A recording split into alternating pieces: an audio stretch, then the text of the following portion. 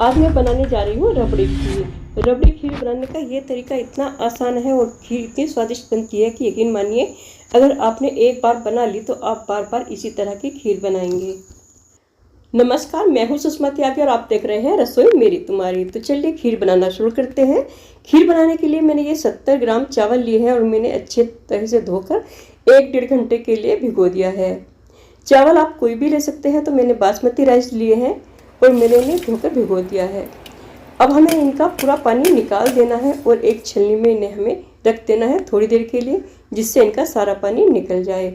और इधर मैंने एक कढ़ाई ली है, उसमें मैंने 1.5 किलो दूध डाल दिया है।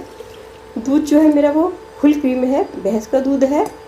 तो अब जो भी दूध आपको मिले आप वो ले सकते हैं। इधर मैंने एक कपड़ा फैलाया है, कॉटन का कपड़ा है मेरा, और इस पर इन चावलों को डाल दिया है और इसे अब हम अच्छे से पूछ लेंगे। हमें खूब रगड़ रगड़ के इन्हें अच्छे से पूछ लेना है। इनमें बिल्कुल भी पानी नहीं रहना चाहिए। और आप इन्हें मल के अगर ये टूटते हैं ना, टूट जाने दें, क्योंकि हमें साबुत चावल नहीं रखने हैं। तो इस तरह ये फूले हुए चावल हैं तो ये टुकड़े में हो जाएंगे। और इस तरह आप इन्हें अच्छे से रगड़ लें। फिर आप इन्हें एक बाउल में पलट लें। तो मैं एक भिगोने में इन्हें पलट लेती हूँ इस तरह से। और इसमें हम डाल देंगे 3-4 चम्मच घी। देसी घी हमें डालना है और इसे अच्छे से हम रगड़ देंगे इस तरह से। प्लीज़ अगर आपको मेरी रेसिपी पसंद आती है तो प्लीज़ लाइक कर दीजिएगा। अगर आप मेरे चैनल पर नए हैं तो चैनल को सब्सक्राइब कर दीजिएगा और बेल आइकन को दबाना बिल्कुल ना भूलें। तो देखिए दूध में भी मेरे उबाल आने लगा है। अब मैं ये जो चावल मैंने घी लगाए हुए हैं इन्हें इसमें मैं डाल दूँगी और अब हम इन्हें चलाते जाना है उबाल आने तक। जब उबाल आ जाएगा तो हम गैस को कम कर देंगे और इन्हें पकने देंगे।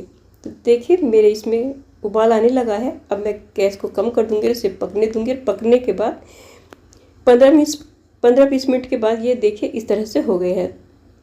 लगभग आधा हो गया है। तो हमें 1 कप के करीब खीर को निकाल लेना है एक भिगोने में। भले ही ये चावल इसके पूरी तरह से ना गले हों। और एक कढ़ाई हम लेंगे, उसमें हम अपने मनचाहे ड्राई फ्रूट्स को हल्का सा भून लेंगे देसी घी में।